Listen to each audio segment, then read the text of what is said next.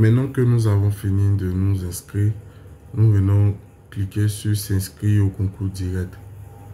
Et lorsque nous avons cliqué dessus, voici la page qui va s'afficher. Donc, lorsque nous sommes sur cette page, nous devons cliquer sur en savoir plus. Et lorsque nous cliquons sur en savoir plus, nous avons deux options.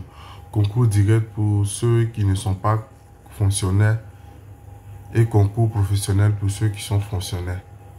Donc, nous allons cliquer sur concours direct, notamment afficher la liste des concours. Donc, ici, nous voyons que nous avons 3 cycles.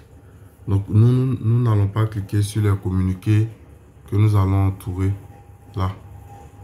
Les 3 communiqués, ça, ça et ça. Donc, vous, en ce qui vous concerne, nous, on a déjà cliqué dessus, on a déjà lu entièrement le communiqué. Donc, vous devez cliquer sur le communiqué du site qui vous intéresse et lire entièrement. Donc, dans le communiqué, vous allez trouver les dossiers à fournir, les sommes à payer, les conditions du concours et les diplômes requis. Donc, vous allez trouver toutes ces informations dans le communiqué. Voilà, parfois on voit en commentaire quels sont les dossiers, quels sont ceci, quels sont cela. Non. Lorsque on lance un concours au 21e siècle, on va sur le site d'inscription et on lit le communiqué. Après, on peut comprendre que vous ne comprenez pas quelque chose dans le communiqué. Comme ça, vous venez poser directement cette question. Mais vous n'avez pas à demander les dossiers à fournir parce que vous avez vu tout à l'heure, lorsque nous avons lu les prérequis, lire le communiqué est obligatoire. Donc, c'est pour chaque candidat a l'obligation d'aller lire le communiqué. Et si vous lisez vous-même le communiqué, vous n'allez pas demander quels sont les dossiers à fournir. Donc, voilà. Donc, on suppose que vous avez lu le communiqué.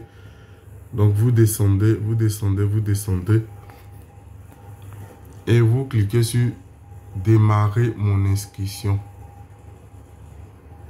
Accéder à mon espace candidat.